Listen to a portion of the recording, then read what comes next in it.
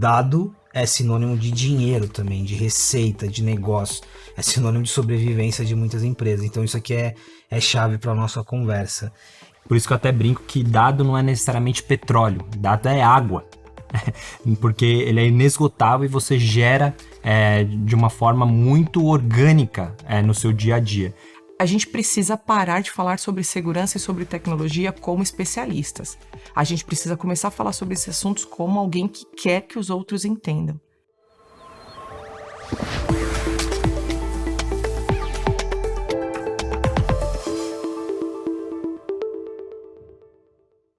Olá pessoal, eu sou o Luiz Gustavo Pacete, jornalista especializado em tecnologia e inovação, e esse é mais um episódio do Habitability, projeto que eu gosto sempre de reforçar aqui, que eu tenho muito carinho, que conecta tecnologia, comportamento, olhar humano e social. E o tema de hoje, por incrível que pareça, a gente já falou muito aqui sobre tecnologia, dados, mas privacidade e o olhar para segurança de dados é um assunto relativamente novo e eu estou empolgado de falar sobre ele. É um assunto que eu gosto também, mas é um assunto que é inerente a tudo que a gente faz.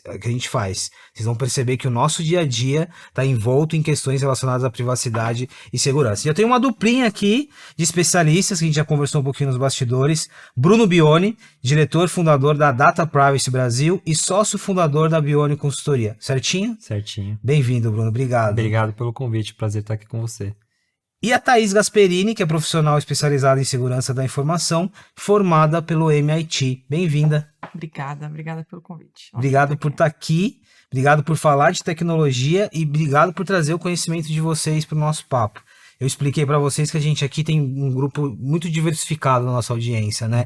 Estudantes, arquitetura, engenharia, mas todos os segmentos aqui precisam lidar com esse assunto que é privacidade, que é segurança. Bruno, dá um contexto pra gente. Assim, hoje é óbvio que esse assunto ele passa por muitas camadas, tem uma camada mais especializada, tem uma camada um pouco mais ampla, mas a pessoa comum, o dia a dia, né, que não necessariamente tem um conhecimento técnico sobre dados, sobre informação, o quanto que ela precisa se preocupar com isso?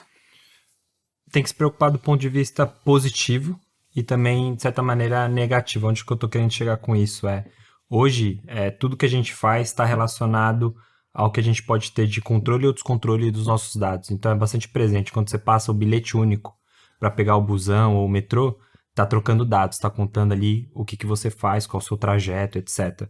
Quando você vai pedir um crédito no banco, você está trocando dados, todo o seu histórico de pagamento ou inadimplência que vai calibrar o famoso score de crédito. Quando você vê um conteúdo na sua rede social, aquilo tem a ver também com a sua privacidade na rede social, o perfil que é formado sobre você, se vai chegar um sapato ou uma chuteira de futebol ou algo do tipo. Então eu costumo dizer que hoje falar em privacidade e proteção de dados é você falar da sua autonomia, porque se você não tem controle sobre seus dados, você está num trem desgovernado. E aí nesse sentido, é praticamente falar de como que a sociedade hoje funciona. A sociedade hoje funciona a partir de dados. Aquela ideia daquele filósofo sobre contrato social, as regras do jogo.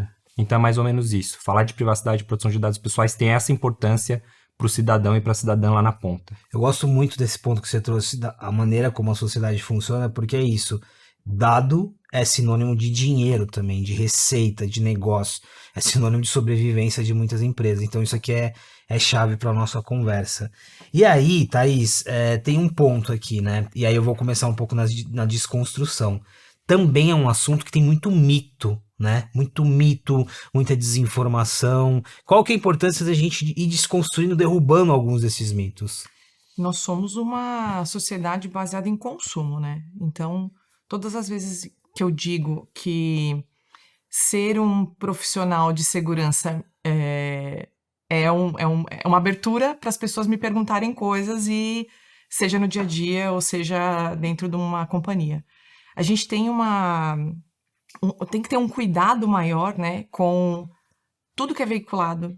Não entender muito só sobre a notícia, mas ir um pouco mais a fundo sobre o que tem por trás. A gente tem muita fraude que acontece baseada em desinformação. Então, o fraudador ele tem essa facilidade no Brasil, né, de conseguir, através de grupos, N lugares, produzir uma informação, uma desinformação, e aí levar isso para qualquer lugar. E com isso, as pessoas começam a cada vez mais ter atitudes que podem ser cada vez menos seguras para elas mesmas. Então elas estarão em grupos e elas estarão em sites que não são sites confiáveis, elas começam a consumir, porque o consumo ele está inerente à sociedade, elas consomem, mas elas vão consumir o que o fraudador quer. Então você vai entrar num site que ele não é seguro, você vai fazer compras em aplicativos que não são também seguros, enfim. Eu acho que essa parte da desinformação, ela leva muito o consumo, ela tem muito do consumo desenfreado. Então você leva uma pessoa a consumir aquilo, ela quer, mas você leva ela a consumir algo exatamente porque ela está predisposta. Então o fraudador sabe dessa predisposição. Ou seja, o fraudador é também um grande especialista em gerar gatilhos. Ele é um grande especialista em engenharia social. E manipular ali, Exato. direcionar. Eu vou fazer essa pergunta daqui a pouco, porque ela é muito presente aqui, né? Quais são os cuidados e a educação que eu, como cidadão, preciso ter e tomar. Mas eu vou fazer uma outra pergunta. A forma como nós se estruturamos hoje, e aí eu tô falando de sociedade, eu tô falando, não é Brasil, assim, as redes sociais, a quantidade de plataformas, a quantidade de troca que a gente faz do nosso dado versus uma informação, uma interação social, quantidade de senhas, essa estrutura que se formou, ela também, tem muita coisa legal de tudo isso, mas a estrutura em si, aí as empresas, as plataformas, ela gera um certo caos também, ela é propícia para isso, não é? Eu queria deixa eu puxar contigo dessa outra perspectiva, porque a gente sempre coloca muito foco às vezes na pessoa, né? O cuidado que a pessoa tem que tomar, ou a educação, mas a estrutura que nós temos hoje, ela tem vários desafios aqui, né? Vários, e aí enfim, tem vários teóricos, vários cientistas políticos que trabalham com isso, mas uma que ficou muito famosa foi a professora Shoshana Zuboff, que ela cunha a expressão capitalismo de vigilância. Então, as engrenagens da economia estão cada vez mais calibradas para te acompanhar, saber quem é você e, a partir disso, calibrar uma mensagem mais ou menos assertiva. Então, isso é desde a indústria mais tradicional, como, por exemplo, onde que você compra suas roupas, também no ambiente online, até essas redes sociais, onde que ali a troca mesmo, o produto, entre aspas, é você, né? Por isso que eu até brinco que dado não é necessariamente petróleo, dado é água. Porque ele é inesgotável e você gera de uma forma muito orgânica no seu dia a dia.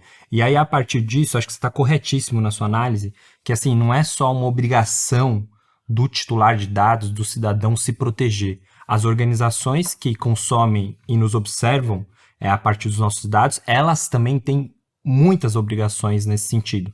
Por isso que a gente passou no Brasil uma lei geral de proteção de dados pessoais, na Europa tem um regulamento europeu de proteção de dados pessoais, hoje mais de 100 países ao redor do mundo têm essas leis. E aí eu trago um exemplo concreto. Quando a gente vê, por exemplo, toda essa questão muito crítica no Brasil do ponto de vista de fraude no Pix, entre outras coisas, você vê como que o próprio mercado ele foi criando essa estrutura de proteção para o indivíduo, né? Como, por exemplo, por padrão, alguns bancos já limitam o horário onde que você pode fazer transações financeiras. Passou das 18, cai o seu limite, entre outros. Ou seja, não é apenas o cidadão configurando as suas preferências de segurança, mas é também quem entende qual é a jornada e quais são os maiores riscos, ele por padrão também ajuda nessa configuração. Isso daí vai gerar uma terminologia que a gente utiliza muito no nosso campo, que é de privacidade por padrão, ou de proteção de dados pessoais por padrão, ou se você quiser, prevenção a fraudes por padrão. E para isso a gente precisa de política pública também, porque o Estado ele também tem que conscientizar o titular desses seus direitos e comunicar para o mercado também os seus deveres a esse respeito. Eu já volto na LGPD, que ela é um ponto importante aqui da nossa conversa. E agora temos aqui o olhar da estrutura e das empresas, né? E aí agora está relacionado também ao cidadão. Quando a gente volta para falar do cidadão, claro, não dá para generalizar, a gente tem recortes educacionais, sociais e culturais, mas você percebe avanço, você percebe que as pessoas falam mais sobre esse assunto, têm mais consciência, não tem? O que você consegue identificar quando a gente fala da parte de educação? Eu acho que existe um meio termo aí, onde a gente tem pessoas que estão muito capacitadas e elas começam a tentar disseminar esse conhecimento para outras, e a gente tem a outra parte da população que talvez, um pouco mais pela idade, não tem acesso a isso, né? E a gente tenta o tempo todo, até os nossos pais, os meus pais já sofreram fraude. Então, a gente precisa ficar o tempo todo de olho, porque os fraudadores, eles querem esse público. Esse público é mais suscetível a erro, né? Tem um estudo do John Chambers, que é um chairman da CISO, que ele diz que nos próximos 10 anos, todas as tecnologias mudarão, 40% das tecnologias mudarão. Se 40% das tecnologias mudarão em 10 anos, como é que a gente vai se adaptar novamente a tudo isso? E esperar que um idoso, uma terceira idade também se adapte. Porque se hoje a gente tem um arcabouço gigantesco aí de senhas para lidar e tudo mais, como vai ser daqui 10 anos? A gente vai ter uma única senha ou a gente vai ter ainda mais senhas para lidar? Então, eu acho que cabe a nós, que estamos no front, e esse é o meu propósito como profissional, desmistificar, por exemplo, cibersegurança, que não é um assunto que deve ser colocado em pauta com palavras difíceis, com termos que não são conhecidos, porque isso gera desinformação. Você concorda que se eu sentar nessa mesa e falar para você termos, enfim, que são utilizados dentro da companhia ou que eu utilizo no meu dia a dia, eu vou dar cada vez menos informação para a população? Mesmo os nomes dos crimes, dos tipos de ataques, eles são complicados. Sim, e eles não refletem a realidade para a população geral. Ele não é fácil de se entender. Então, quando alguém senta e me pergunta sobre o que eu faço, eu tenho o prazer de dizer, olha, eu vou trocar em miúdos para você, eu vou te explicar como eu explicaria para alguém que nunca ouviu sobre isso. A gente precisa parar de falar sobre segurança e sobre tecnologia como especialistas. A gente precisa começar a falar sobre esses assuntos como alguém que quer que os outros entendam. Eu acho que é o mais importante. Você me fez lembrar uma coisa, eu sempre gosto de dar minha mãe como exemplo. Minha mãe tem 75 anos e como muitas pessoas maduras no Brasil, ela se digitalizou, entre aspas, a partir da pandemia, porque foi uma necessidade. Então, desde a pandemia, minha mãe utiliza o WhatsApp, que ela nunca utilizou, e tem ali o Facebook, que é uma conexão com o WhatsApp, e é isso. E eu vi uma pesquisa recente que falava que 91% de um grupo específico de pessoas já tiveram contato com fake news, outros 8% não sabem identificar exatamente uma fake news. Aí você pergunta, não, mas como não sabe identificar? E aí eu peguei esse dado e comecei a refletir na dinâmica da minha mãe. Minha mãe não tem noção do que é um browser ou do que é uma internet, além do que é o WhatsApp e o Facebook. Assim, como que ela vai ser educada para ter um processo de checagem e por aí vai. Tô dando esse exemplo para mostrar que foi muito legal o que você falou. A gente precisa romper as bolhas, né? As bolhas de especialistas, técnicas, porque esse é um assunto que é um assunto para todas as pessoas. Até trazer um exemplo, cookies, né?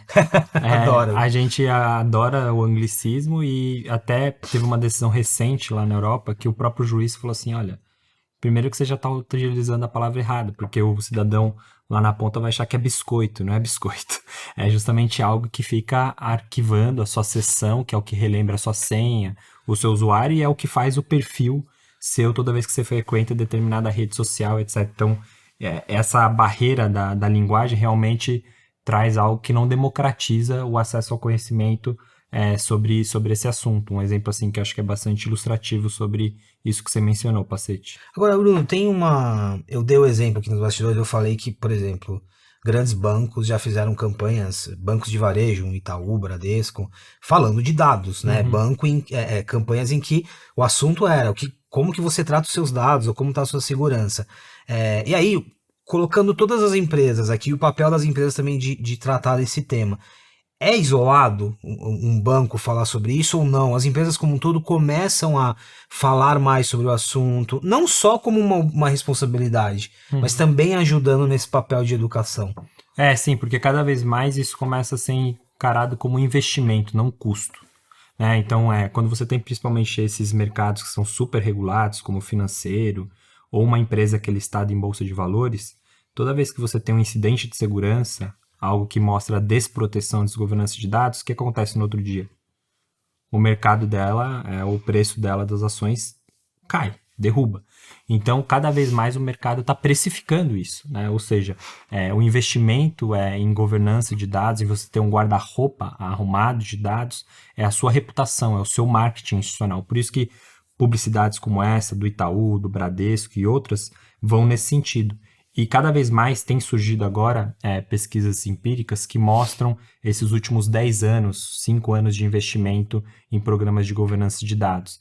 E aí mostra que, por exemplo, cada R$1 investido, você pode ter um retorno de 3 ou até 5, a depender do tamanho da empresa. Por quê? Porque você consegue entender melhor quem que é o seu consumidor, você consegue entender melhor quem é o seu parceiro de negócio e ele não ser um ponto de vulnerabilidade em termos de segurança da informação, porque hoje os grandes incidentes de segurança muitas vezes não acontecem porque aquela determinada empresa teve uma falha, mas às vezes é o parceiro dela que não foi auditado que teve aquela determinada falha.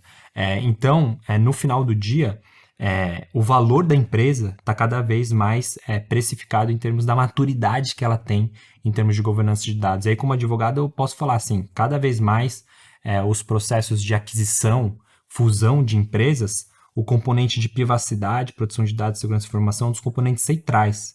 Eu já vi casos onde que o processo não chegou ao final porque não tinha uma maturidade mínima e aquilo que era para ser um ativo acabou sendo uma coisa tóxica e parou a conversa societária, o negócio que poderia sair. Então isso pega muito, até mesmo para rodadas de investimento em startups. Sim. Aqui tem outro ponto que está relacionado ao que você falou do distanciamento. Hoje você trabalha com consultoria para empresas, né?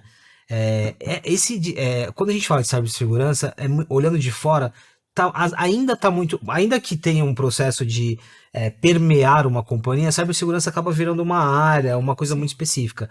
Isso está mudando quando a gente começa a olhar para a realidade das empresas, os interlocutores de uma companhia que estão falando mais desse assunto, não só o CTO, o CIO ou o Chief Data Officer, mas todos os C-levels, está mudando. Depois da pandemia, a gente teve uma necessidade gigantesca de olhar para isso, porque todo mundo foi para casa. Então, você não tem mais o perímetro de rede de dentro do escritório para proteger as pessoas, né? Eu acho que o grande boom da segurança da informação veio após a pandemia. Eu entendo que os maiores orçamentos sempre estarão no mercado financeiro. Porque o mercado financeiro, como o Bruno disse, ele é regulado, ele depende disso para viver e ele precisa, de alguma forma, ter a devolutiva para órgãos. Então, claro que os maiores orçamentos estarão ali, a gente não pode negar. Porém, as outras empresas veem que, se eu tiver um vazamento, o quanto que isso pode me onerar no meu dia a dia? O quanto isso pode onerar a minha marca? Porque hoje em dia não é só onerar de dinheiro que você paga num resgate de dados, num ransomware, por exemplo. É onerar a sua marca. É o que o Bruno disse. As ações caem. E aí? Como é que você retoma isso? Eu tenho visto cada vez mais bancos, principalmente os digitais, indo em algumas linhas que são extremamente interessantes até, de proteção de dados, por exemplo, através de rede. Olha, esse IP, eu sei que ele está na casa dele. Então, eu vou liberar um Pix mais alto. Eu sei que ele está na casa dele. Esse outro IP, ele não está na casa dele. Então, não vou liberar. Esse tipo de inteligência, ele está sendo utilizado hoje só em financeiro, mas precisa cada vez mais ir para outras empresas. Óbvio, se adaptando ao ambiente, né? Mas se a gente não entender que a tecnologia não é um custo, ela provisiona melhores ganhos futuros, a gente não consegue sair do papo que só fica na camada da diretoria executiva. Sabe o que é interessante? Isso aconteceu com a própria tecnologia, né? Tecnologia antes, que estava restrito ali um pouco ao TI, era visto como um custo. Sim. E tecnologia hoje se tornou um core de inovação, transformação. Cibersegurança, a mesma coisa. O segurança, privacidade, a mesma coisa. Sim. Eu estou falando isso baseado numa pesquisa recente da Zendesk, que fala sobre jornada do consumidor e tal, e eles mostraram que cada vez mais o consumidor olha uma jornada para fazer uma compra, como os exemplos que você deu, ele olha a segurança dessa jornada não como um diferencial, tipo, não, essa empresa me ajuda a ter uma jornada segura, mas como algo que faz parte ali quase como que o serviço que eu estou entregando, o produto que eu estou entregando, segurança tem que estar aqui, é essa percepção. Então isso faz muito sentido nessa linha. Tem uma coisa interessante, Pacete, que é, hoje, o mercado de seguro cibernético, ele tá cada vez maior, né? Porque as empresas, elas querem ter uma policy que possa segurá-las de que se algo ocorrer, né, se houver um vazamento, elas estão pelo menos ali controladas nos danos. Hoje, para você conseguir estar apto a ter uma cotação de um seguro, você precisa dizer qual é o número. Um dos números que você precisa apresentar é a quantidade de acessos privilegiados que você tem na companhia. Ou seja, a companhia de seguros quer que você diga quantas são as pessoas que podem promover risco para aquele seguro. Então, você entende que a gente faz o oposto. A gente não entende só que o risco está em sermos atacados, mas o risco está em quem está dentro da companhia e pode ser um vetor de ataque. Então, isso muda muito. Que foi o que se agravou discurso. depois da pandemia, como você Exatamente. disse, né? Olha, depois da pandemia, como que o limite de uma empresa, né? Ele passou a ser muito mais abrangente. Exato. LGPD, Bruno. E aí, LGPD, considerando... Não é questão de entrar no lado técnico, mas LGPD é uma lei que foi espelhada na GDPR, uma lei que começa na Europa, né? Acho que tem muitos aprendizados que vieram dali. O que mudou com essa lei? Eu lembro que antes da lei, quando eu cobria e essa lei, o mercado estava sendo preparado para essa lei, a gente questionava muito, né? Mas vai pegar, né? Os prazos eles mudaram um pouquinho para as empresas se adaptarem. O que significa ter essa lei e o que essa lei já mudou na forma como as empresas lidam com dados? A gente tem aí mais ou menos uns 5 anos, né, de LGPD. O que a gente viu são possíveis ondas. Uma primeira onda, que era justamente essa onda de entender o que eu tenho em termos de orçamento para fazer os investimentos mais prioritários e mais eficientes, né? Então a gente viu ali os times se preparando, então isso que foi trazido no sentido de que, olha, a ideia de governança de dados não é uma ilha dentro da organização, mas é um trabalho em rede, né? Então, hoje, se você for pegar, quem olha para a privacidade e proteção de dados pessoais não é só o pessoal do jurídico, é o pessoal de UX, porque você tem que desenhar uma jornada onde que a ideia de controle de dados seja visível, seja rápida para ti. É o pessoal de relações públicas, porque quando acontece um incidente de segurança, a pessoa tem que saber o que fazer. Então a gente está nessa segunda onda, onde que a gente está vendo quase como se fosse um organismo mesmo, da organização respirar essa perspectiva de privacidade e proteção de dados. E agora, principalmente no Brasil, a partir de um cenário onde cada vez mais as instituições vão olhar para a privacidade e proteção de dados pessoais, e aí eu digo quem pode fiscalizar, fazer essa lei pegar mais ainda, é o cenário que a gente está chegando agora de uma terceira onda, no sentido de que a Autoridade Nacional de Proteção de Dados Pessoais deve ser fortalecida, porque a gente sabe que para uma lei pegar, precisa ter fiscalização pública. Hoje nós temos um órgão regulador. A NPD é um órgão regulador, é uma agência que regula, mas é algo que precisa ser ampliado, essa parte de fiscalização. Hoje você tem a Autoridade Nacional de Proteção de Dados Pessoais, que é a ANPD. Ela virou há pouco tempo uma autarquia, que significa muito, entre aspas falando, ela tem CNPJ próprio, então ela pode ter mais autonomia, mas ela inclusive está lutando para ter mais autonomia, como por exemplo o CAD tem na concorrência, entre outras coisas. Agora, a gente não pode entender que a ANPD vai fazer o verão sozinha. E aí, nesse sentido, entender como que é a responsabilidade do mercado, por exemplo. Os setores, eles podem se articular e dizer assim, olha, para proteger a reputação do setor, vão fazer um código de boas práticas, né, como eles já fizeram em outros cenários, etc. Né? A sociedade civil tem que cada vez mais também ser um regulador, cobrar essas boas práticas e de quem não cobra, inclusive entrar com litígios administrativos ou judiciais, por exemplo, os casos relacionados a reconhecimento facial que a Defensoria Pública disse, olha, isso daqui vai dar ruim. Porque está discriminando pessoas negras.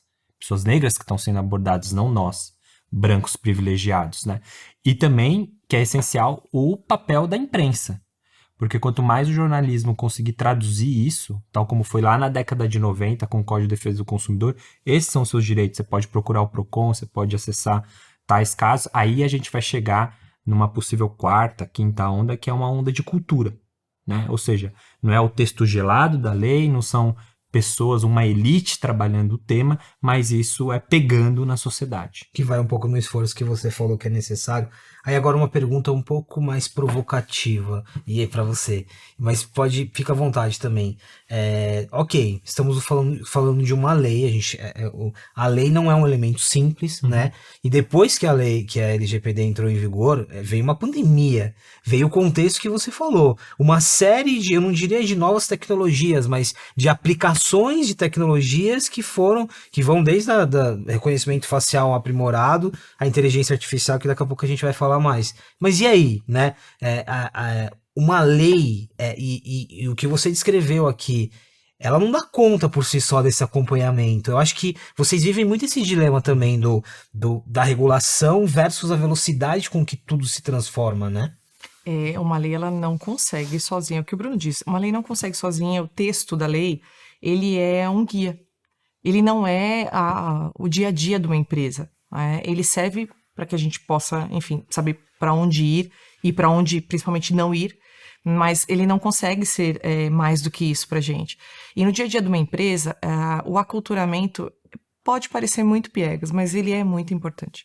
O aculturamento não é eu dizer para a pessoa que ela tem que mudar a senha dela de 60 em 60 dias. Não é, mas é eu criar um organismo e um ambiente dentro da empresa para que isso aconteça e ela não se sinta ali, ela não sinta que ela não é parte do todo. Então, as empresas estão cada vez mais notando que a cultura de gestão de acessos, de identidades, ela é o início de tudo. Antigamente, a gente tinha a parte de gestão de acessos como uma área muito, não mal vista, mas assim, muito só básica. E eu acho que ela é o calcanhar de Aquiles de qualquer empresa. Qual que é a definição sobre essa gestão de acessos? A gestão de acessos é você definir o que, como e quando alguém pode acessar algo. Então, imagina, o paciente entrou numa empresa e ele vai receber um kit de acessos. Eu preciso dar para você só o que você pode ver. Entendi. Então, por exemplo, se eu sou um diretor, eu tenho um nível de acesso. Exato. Se eu sou um coordenador, eu tenho outro. Exato. E eu preciso que isso funcione a ponto de você ter todos os acessos que você necessita. Se eu te der um acesso a menos, é um problema. E se eu te der um acesso a mais, é um problema ainda maior. Você diz que parece simples, é visto como simples, elementar, mas tipo, é o início de tudo, né? Porque se eu tenho um acesso mal provisionado, ou se eu tenho um acesso que não é desligado ao final dessa pessoa na jornada de trabalho, eu estou deixando um login aberto, uma identidade aberta para que essa pessoa use quando ela já não está mais na empresa, quando ela já foi desligada. E aí ela pode, inclusive, ser um fraudador, um vetor de ataque, usado por um fraudador. Eu nem estou dizendo que a pessoa que trabalhava na companhia vai entrar no login dela e vai fazer algo. Mas é um ponto vulnerável. É um ponto vulnerável. E aí é onde, por exemplo, pela LGPD, a empresa vai ter que responder do mesmo jeito. Não importa se foi a pessoa que trabalhou lá ou se foi enfim, um fraudador que conseguiu aquele acesso. A empresa vai responder de qualquer forma, porque ela não desligou. Então, você entende que é um processo e é processual. Para mim, é processual essa área. Se ela não estiver bem formatada processualmente, eu tenho sido muito procurada por empresas que querem formatar a área processualmente.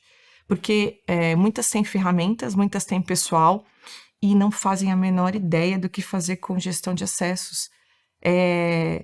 Até pouco tempo atrás, gestão de acessos era uma pauta só para grandes empresas. E hoje nota-se que não pode mais ser. A gente precisa colocar não é grana, mas esforço nisso, né? Eu venho conversando com muitas empresas que me dizem, olha, Thaís, a gente não sabe nem por onde começar. Então, existe um começo, um meio e um fim para isso. Mas se você não determinar processos, não vai funcionar nem para você se defender numa LGPD, num caso de exposição em LGPD. Agora, Bruno, aqui tem um agravante. Tá muito claro, né? Eu acho que tem você se protege como companhia porque você tem que prestar contas, né? Então estamos falando de uma camada, e tem uma outra camada que você se protege como companhia das vulnerabilidades que podem prejudicar o teu negócio e podem prejudicar a resposta que você tem que dar. O ponto aqui é muito comum que às vezes conversando, e eu já conversei com vários CTOs, CIOs, que falavam assim, muitas vezes você acha, não, eu tô desenvolvendo um plano para quando eu sofrer um ataque, ou para quando eu estiver vulnerável, quando na verdade todas as empresas a todo momento já estão sendo atacadas. Faz sentido isso? Às vezes a gente olha a cibersegurança ou na contingência eu tenho que reagir, quando na verdade no dia a dia de uma companhia o ataque ele é inerente ali. Faz sentido essa visão? Faz, a gente costuma até brincar, não é se, né? É quando. E assim, até porque as organizações mais resilientes em termos de cibersegurança tiveram vários casos de exposição, assim, desde a Agência Nacional Americana até, enfim, questões envolvendo aqui o próprio governo brasileiro, né? Que tem muita maturidade, né, sobre isso. Por isso que o que você pontuou é muito feliz, assim, é como que você cria esses processos nos quais tudo esteja ensaiado para quando isso acontece, porque aí você consegue se posicionar melhor na mídia, você consegue prestar contas melhor para o seu consumidor ou titular de dados que quer saber o que aconteceu, inclusive para fazer com que ele possa eventualmente reconfigurar os acessos, seja dos seus colaboradores ou desses terceiros, para voltar num estado de maior segurança e assim por diante, né?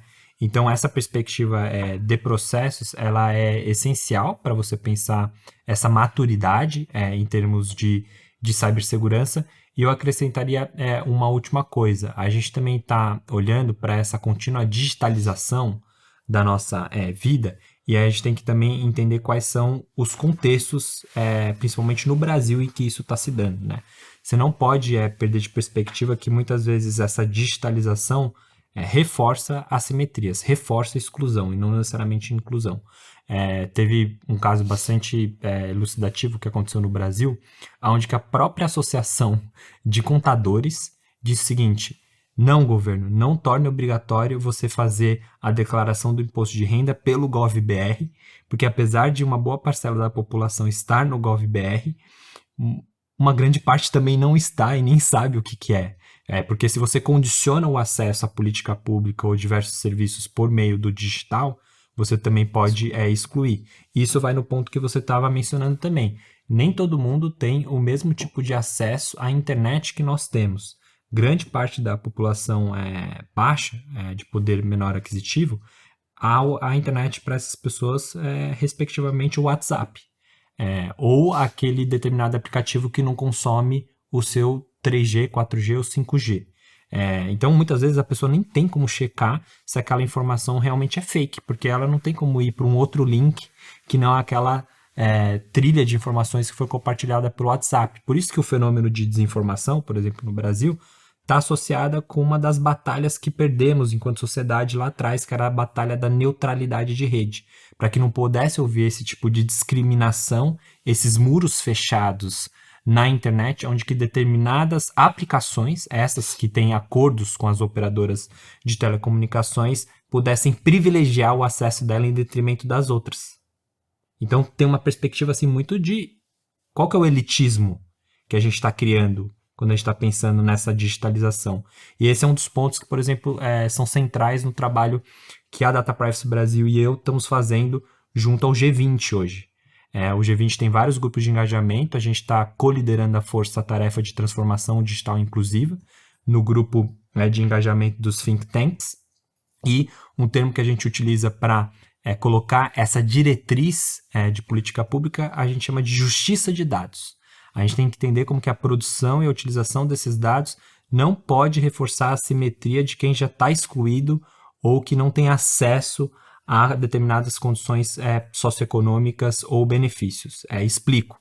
Quem hoje é mais catalogado, quem hoje é mais fichado, quem hoje tem mais os dados sempre em troca? Aquelas pessoas que precisam de política pública para sobreviver, aquela pessoa que tem que trocar os dados para ter o financiamento estudantil, aquela mulher que vai ser beneficiária do Bolsa Família. Então tem vários elementos de raça, gênero e outras coisas que a gente precisa ficar de olho, porque senão a gente vai continuar tendo uma sociedade digital 2.0 que reforça machismo, reforça racismo e todas as perspectivas estruturais que a gente tem em nossa sociedade. Tem uma questão de cidadania. Primeiro tem um aspecto que extrapola o perímetro digital, né, como você disse, em relação à questão do acesso, e é uma questão de cidadania que aí vai puxando uma série de outras coisas.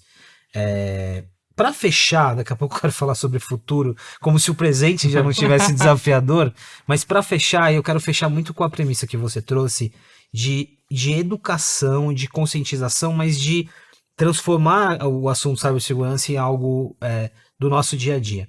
Com tudo que a gente falou de mudanças em relação ao LGPD, a forma como as empresas olham cibersegurança, eu posso afirmar que isso virou, eu vou usar um termo em inglês, mas que é muito comum quando a gente fala de carreira, isso virou uma skill necessária. Não é mais assim do tipo, quem cuida, a gente estava falando de acesso, né? Quem precisa estar preocupado com segurança é a galera de cyber, de tecnologia, não sou eu, quando na verdade a gente faz sentido agora, é uma skill, assim, ter essa consciência, ter um mínimo ali de habilidade para esse assunto também é uma skill profissional. E como você começou a pergunta anterior, os negócios estão cada vez mais sendo construídos através da segurança. Eu não tenho mais hoje um trabalho onde eu não seja envolvida no começo da construção de uma aplicação, no começo da construção de qualquer ferramenta nova. Porque o arquiteto de ferramentas novas, ele precisa entender como fazer isso de forma segura. O desenvolvedor precisa desenvolver de forma segura. Então, não tem mais essa barreira de segurança cuida e eu vou fazer o que eu bem entender, porque tá tudo bem, porque eles vão ali, no final das contas, me proteger. Não Ou seja, tipo, a galera tá me salvando sempre, Exato, né? não tem como, porque a gente tem o Brasil, ele é continental, né? A gente tem um país continental. O Brasil, ele é a tradução do que a gente tem hoje nas companhias, que são os silos.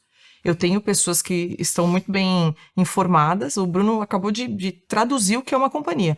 Eu tenho pessoas muito bem informadas, eu tenho outras que não são tanto por N motivos, e eu tenho outras que estão meio no limbo do tipo, para onde eu vou? O que estou fazendo? O que eu faço com essas informações? E a educação de segurança, ela não pode ser mais algo bonitinho que você coloca só para que você ganhe 27.001. Desculpa, a ISO não pode ser só um fator para que você coloque, seja gamificação dentro da empresa, para que as pessoas conheçam o assunto de uma forma um pouco mais descontraída, um pouco menos tensa. Não pode mais ser só um motivador para a gente ter certificações, N. Precisa ser algo que é no dia a dia. E eu tenho tentado capitanear isso. Legal, você é um cara do RH, mas você pode ser um Black Belt. Black Belt a gente chama de pessoas que querem divulgar, né? Querem ser especialistas em algo. Você pode ser um Black Belt de segurança da informação. Poxa, como eu faço isso? Não, vem cá, a gente conversa com você, a gente conta como funciona e você difunde na tua equipe. É algo parecido com o termo que a gente também usava, ainda usa, de evangelista de algum tempo. Isso, exatamente. A gente coloca um evangelizador em cada uma das áreas da empresa e isso vai funcionar muito melhor do que ter que dar palestra, enfim, sentar todo mundo num lugar e colocar todo mundo para ouvir uma pessoa só falando. Eu tô levando alguém que fala a mesma língua desse cara todos os dias, que tem as mesmas dores, vai trazer essas dores para mim e vai dizer, Thaís, olha só, eu tenho esse problema aqui no meu dia a dia, você consegue me ajudar? Porque se você me ajudar, eu ajudo toda a minha equipe. Então, a evangelização, ela é necessária, mas a gente precisa quebrar essas barreiras das empresas de cada vez mais olharem só para as necessidades da empresa, porque isso extrapolou. Não existe mais só o que a empresa precisa. Ela depende das pessoas. Então, se eu não tiver funcionários que têm atitudes seguras no dia a dia, eu não vou ter um seguro cibernético que me cubra, eu não vou conseguir que a LGPD seja minha parceira, né, nas dimensões diárias, eu não tenho nada que faça isso funcionar, porque o meu organismo são as pessoas. Se eu não fizer essas pessoas entenderem a importância delas no dia a dia, nada vai funcionar. Fecha muito bem que o quanto que esse assunto ele extrapola, né? Não é um assunto só de empresas, não é um assunto só do campo privado, como você bem trouxe. Olha o quanto que está relacionado com políticas públicas, até uma questão de soberania. Exato.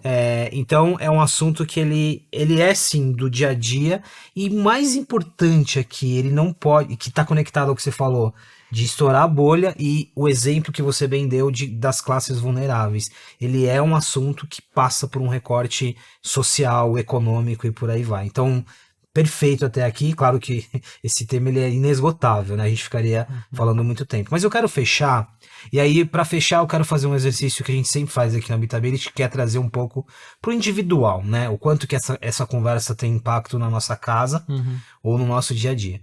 E para eu não ter um olhar elitista, para eu virar e falar assim, mas como que hoje a minha casa está vulnerável porque eu tenho uma Alexa, porque eu converso com assistentes de voz, considerando que isso é um recorte mínimo. Então eu vou pegar o exemplo de uma casa que pode ser, que passa a ter novas tecnologias, como um assistente de voz, objetos inteligentes, um próprio acesso ao computador, enfim. Mas vou ter uma outra perspectiva, o celular. E um celular que pode trazer vulnerabilidade para qualquer faixa social. O exemplo que você deu também, mesmo numa uma dificuldade de acesso de conexão limitada, eu também estou vulnerável. Então eu vou trazer dois exemplos para não ficar só na casa inteligente. O ponto é, de forma prática, o quanto que a nossa vida, a minha vida, a sua vida, a vida, todas as nossas vidas estão mais vulneráveis, e quais são os novos pontos de acesso que a gente precisa ter muito cuidado. Né? Então, no celular, seja um reconhecimento facial, que é uma ferramenta importante, mas para quem eu estou reconhecendo a minha face, assistente de voz que está ouvindo muita informação da minha casa, quando a gente fala de inteligência artificial, né, que a gente usa para treinar ali um chat GPT, bastante informação. Ficou claro isso? Assim, esse exercício para a gente entender os pontos de vulnerabilidade a partir das novas tecnologias. E aí? Eu acho que assim, esse aparelhinho aqui é o principal aparelho, enfim, acho que na história da humanidade trouxe essa perspectiva de vigilância. E é um aparelho que atravessa o nosso dia a dia. Né? Então, assim, uma dica prática é fazer um detox. A gente não faz um detox. Eu adoro essa ideia. De um suco verde, quando você está precisando dar uma desinchada, etc. Para de beber aquela cervejinha, etc. Tem várias maneiras de você fazer um detox para reduzir as vulnerabilidades com relação ao seu celular. Primeiro você baixa um monte de aplicativo e muitas vezes você nem utiliza aquele aplicativo. Foi uma vez que você instalou na vida para fazer um negócio. Exclui. Vários pontos de vulnerabilidade. Porque eles ficam consumindo e tem aqueles privilégios de acesso que você nunca lê aqueles termos de uso e ele está coletando dados sobre você, ele está te vigiando. A outra coisa que é muito séria e que é de saúde pública é como que a economia hoje não é apenas de dados, mas é de atenção. Quem aqui nunca ficou ansioso por ter deixado o celular ou por ter perdido o celular em alguma coisa, ou sempre olha o celular antes de dormir? Hoje tem um problema sério de adição, principalmente das novas gerações, relacionados ao quanto frenético você é em utilizar esse aparelho celular, e muitas vezes você até tem perda de atenção para fazer outras coisas, como simplesmente uma leitura e coisas do tipo. Então, seriamente, a gente está discutindo uma questão de política de saúde pública. Então, detox do ponto de vista amplo e geral. E aí eu concluo, assim, pensando no futuro, e até um pouco a missão da Data Privacy Brasil, entender como que a gente coloca tecnologias a serviço da dignidade das pessoas. E aí eu trago exemplos bem práticos.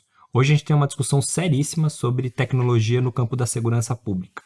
São feitas escolhas políticas de ou favorecer ou de diminuir a nossa dignidade. Por exemplo, é empírico que tecnologias de reconhecimento facial discriminam e têm falsos positivos. Né? Então, está causando prisões ilegais de pessoas negras, etc., nos carnavais, etc., e assim por diante. Então, não deveria se adotar até que você tivesse uma maturidade maior dessa tecnologia. Adotar essa tecnologia diminui a nossa dignidade. E a gente tem uma outra discussão muito séria aqui no estado de São Paulo, que é por que não adotar câmeras corporais nos ternos, nas fardas dos policiais? Que tem vários estudos empíricos que dizem que isso diminui a letalidade policial.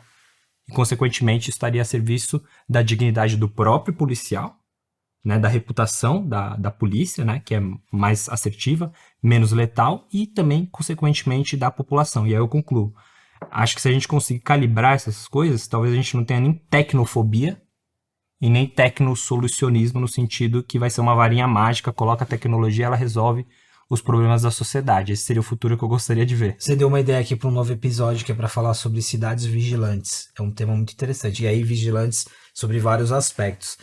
Quando você falou do vício ali, né, um pouco da nossa relação com a tecnologia, eu lembrei de coisas que eu mesmo já fiz e depois eu olhei e falei, por que eu fiz isso? Talvez fechando uma compra ou fazendo uma transação importante no celular, alternando com uma consulta ao Instagram, por exemplo. Assim, um nível de distração. Em outras palavras, fazer um Pix e alternando com o Instagram. Assim, olha o nível de redução de atenção numa transação importante. Isso é muito comum, né? Pelo tanto de distrações que a gente tem aqui. Tá, eu vou terminar contigo na mesma linha, mas novas tecnologias, inteligência artificial, mas a partir de uma provocação que você fez quando a gente estava nos bastidores. Vamos falar de inteligência artificial. Mas precisa ter um pouco de cuidado ao falar de inteligência artificial também, ou deepfake, porque a gente ainda está entendendo o tipo de impacto. Eu gostei dessa sua reflexão, mas para terminar, é isso também, os pontos de vulnerabilidades, ou como a gente deve agir diante de tantas novas aplicações de deepfake, inteligência artificial, que a gente ainda nem sabe para onde vai. Não temos ideia. E é ainda uma inteligência que aprende todos os dias com ela mesma e conosco. E esse é o problema. Porque quais são as fontes? De onde vem todo o conhecimento? Conhecimento que a gente às vezes não tem e que a inteligência artificial consegue captar de outras inteligências artificiais e de outras coisas que são imputadas, né? Outros dados que são imputados. Eu sempre digo que o menos é mais, né? É melhor você se abster um pouco. Então, o detox, eu não iria pro detox do Bruno, mas talvez eu iria para um perfil um pouco mais reservado no celular, né? Não só no celular, mas nas redes como um todo. Quando você posta nas redes sociais onde você mora, o que você come, onde é a sua academia, que horas você vai para ela, você está simplesmente dando todos os dados para qualquer pessoa mal intencionada. Eu não estou falando só de fraudador, porque tem gente mal intencionada que não trabalha com segurança da informação. Que não usa segurança da informação, mas que só usa engenharia social. Então, eu acho que, além da inteligência artificial, que é uma preocupação que a gente tem, que os profissionais têm, eu também diria que engenharia social é algo que está cada vez mais difundido. Eu, por exemplo, hoje consigo entrar no Instagram de uma pessoa e saber exatamente onde ela mora pela foto de um prédio que ela posta. E tem o outro lado, eu tava pensando muito sobre... Eu gosto do conceito de engenharia social, e eu tava pensando muito sobre isso. É muito fácil você criar uma... Não precisa ser... Não tem nada técnico aqui. Não. É muito fácil você criar uma narrativa. Sim. Né? Se eu fiz uma viagem agora para tal lugar, essa viagem pode ter sido feita em outro momento. É muito fácil você criar narrativas. Sim. É muito legal, eu gosto de engenharia social, outro assunto. Bruno, muito obrigado. A gente passou do nosso tempo aqui. É rápido, passa rápido, o papo é legal. Mas, de novo, né, é um assunto que ele extrapola o campo do consumo. A gente começou falando do consumo, ele extrapola uma lei e ele é muito sobre educação, comportamento e por aí vai. Muito obrigado, viu? Obrigada a você pelo convite. Obrigado, parceiro. Obrigado. Vocês gostaram? Adoramos. Super. Fica o convite para um próximo papo. Tô esperando isso. repetir. É isso, então, pessoal. É uma conscientização relacionada a tudo. Vamos pegar o meio termo dos dois aqui, do detox, né, do cuidado de uma forma mais perene e entender o quanto que a gente está deixando de pontos de vulnerabilidade. É isso, mais um episódio do Habitability. Eu agradeço você que já acompanha a gente frequentemente. E você que chegou agora, tem uma série de outros episódios aí nas principais plataformas de áudio e vídeo para você acompanhar essa relação entre tecnologia, comportamento e sociedade. Até o próximo episódio. O podcast Habitability é oferecido pela MRV & Co, uma plataforma habitacional com soluções de moradia para todas as fases da vida.